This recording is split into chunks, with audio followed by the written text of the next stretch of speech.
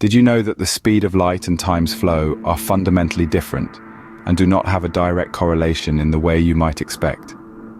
Here's a brief explanation. This is a constant in physics, denoted as c, and it is approximately 300,000 kilometers per second in a vacuum. The speed of light is crucial in the theory of relativity, as it's the maximum speed at which all energy, matter, and information in the universe can travel.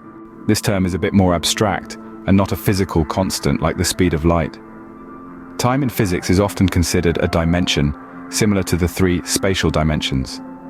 The speed of time isn't a constant value, rather, it can vary depending on the relative motion and gravitational field experienced by an observer.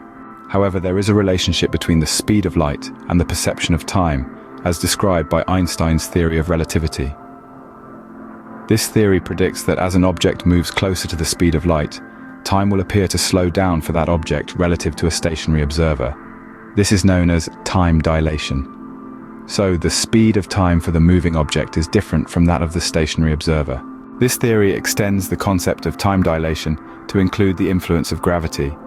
It posits that time will pass slower for an object in a stronger gravitational field compared to an object in a weaker gravitational field. In summary, while the speed of light is a fixed constant in a vacuum, the speed of time can vary based on relative motion and gravity. The relationship between them is complex and governed by the principles of relativity.